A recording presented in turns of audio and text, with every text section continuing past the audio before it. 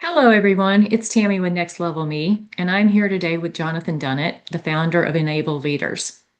Prior to starting his company, Jonathan was a successful career in the technology innovation space. He was using his competitive analysis and market insight skills to build complex ecosystems.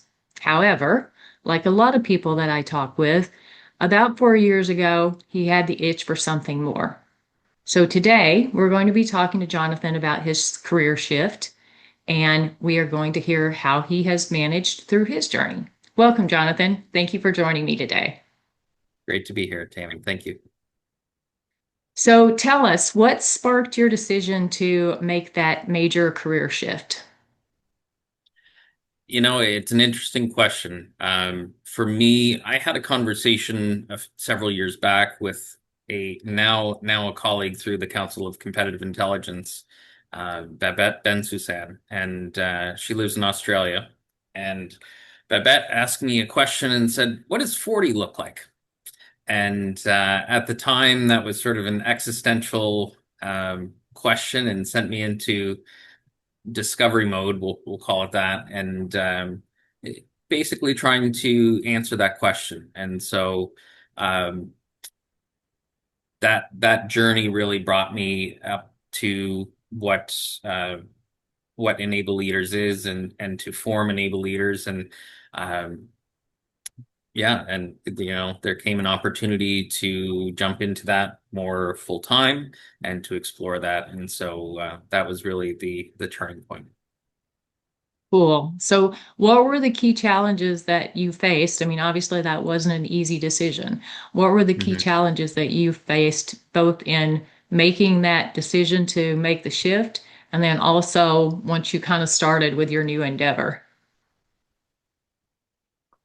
So I think in terms of the key challenges, it was really looking at I've had a stable career, come with stable income and that sort of perspective, and then moving into more of an entrepreneurial endeavor. So obviously the financial element was there, um, and I think in terms of challenges that other entrepreneurs tend to face as well is you're always trying to solve something that you don't know.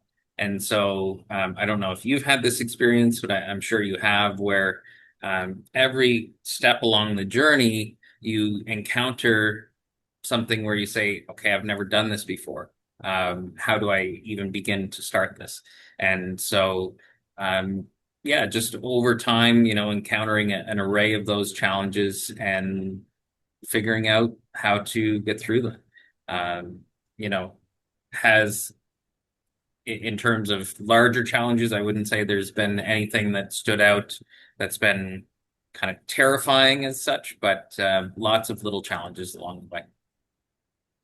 I definitely have experienced that. And as you and I were talking in one of our prior conversations, if you haven't done it before, you don't know what to expect. Right. So it's kind of a you trust with those that you're talking with and people that are along the way with you to try to give you some guidance and help you through that path. Is there Absolutely. any specific one of those decisions that you think if you had decided a different way that would have caused for a totally different outcome than where you are today? Is there any one thing that kind of jumps out to you? I think, well, one of the things that I'm kind of navigating now, which was more of a micro decision at the time, but the overall direction of Enable Leaders right now, I'm kind of re-examining the path forward. Initially, the main sort of thrust was to develop a product, and the product itself went through the full commercialization journey and got it out on the market, and it wasn't maybe received as well as I'd hoped, and so if I had to make a different decision with that specific challenge, it would have been to gather more critical mass in terms of that information, just to ensure that there's adequate market validation. And I had a recent meeting with someone that was really interesting, and they talked about the concept of not just discovery, but doing co-creation with that ideal audience. And I think I would have definitely, had I had that nugget at the time, taken more of that posture. So um, I hope that addresses your question.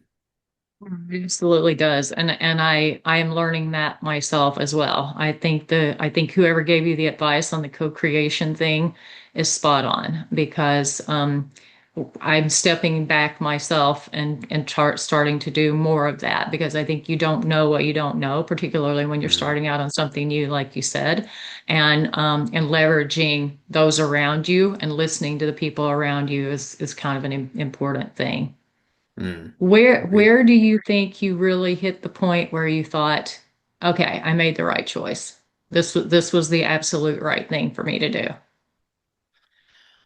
Yeah, it's a good question. I don't know that I necessarily had any sort of the cresting the summit moments as such, but I've had a lot of, I would say, smaller moments along the way where having my own business, especially structured in more of a remote first perspective, allows me to just have more time for myself, my family, and so that's been really meaningful in terms of uh, not having the commute. I know I'm very fortunate. I live in a smaller metro area, so even a bad commute here is 25 minutes. I know other people, they're hours in the car. But for me, the fact that I don't have to get in the car every day and, basically lose 45 minutes to an hour of life just sitting in a car, that's been a great moment. Sometimes I realize that if I have to go into town for something, and I'm sitting in traffic, I have that moment of realization. But so it's been a lot of small moments along the way, but certainly the freedom and agency to make your own choices is really meaningful. Very cool. Very cool. So if you were giving advice to someone who is can't, kind of standing on the edge of getting ready to make a major career shift, whatever that may be, whether it's a career pivot or doing something brave like you did into an entrepreneurial role or even just career pivot in terms of ceasing work and retiring.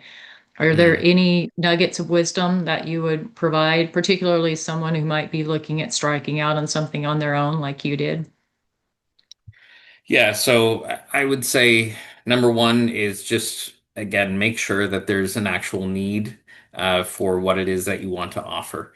That's one of the critical things, and even you can always do the right things and then it just not fly. And it's complex to build and grow a business, and so but that element of just making sure that again your customers or your would-be customers are kind of your co-creators, that can be a great perspective to take on things.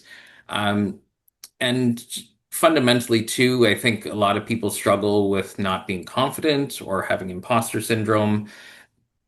You know, you you have your journey for a reason, and I think it's really important and crucial to look at not just what's in front of you and sort of the unknown, but also what's behind you.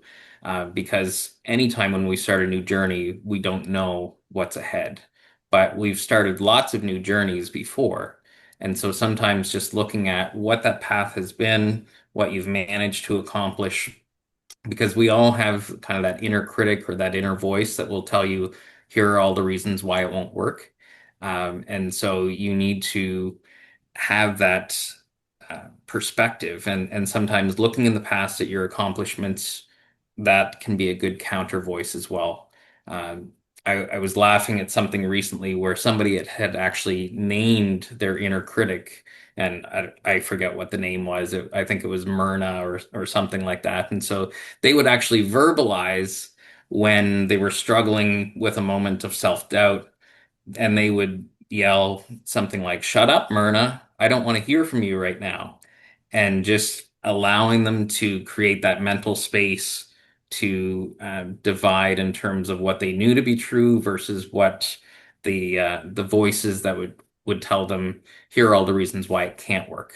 And Of course, that can be for a variety of reasons. Some people have heard their entire lives, or from maybe from key people in their life, you're not good enough, you can't do this, you're not smart enough, whatever it is. And so, again, I think I just land the plane by saying, have confidence. You'll never regret trying something, but you may regret not trying it. And, just validate and be confident and go for it. It's such awesome advice. Such awesome advice, Jonathan. So, in closing, I'm going to ask you kind of one last question. So, what would your old self from your previous career have to say about your new self? Mhm. That's one of those think big questions. Yeah, I think, my older self would just be impressed by sort of the experiences, as I related earlier, having all of these new things each and every day where you just go, I don't know how to solve that, but I'm going to figure it out. Um, Again, that path of entrepreneurship is very different than you roll in and do a job. And so, having that experience now, I think my former self would certainly look at my current self and say, good job and keep going. What a great way to close. Thank you so much for joining me again today. And for those of you watching who are standing at the crossroads of your reinvention journey or are on the brink, deciding if you're going to embark on that journey or not, I hope Johnson's story has been inspiring to you and helps you to see what is possible for your next level me. See you on the bold path.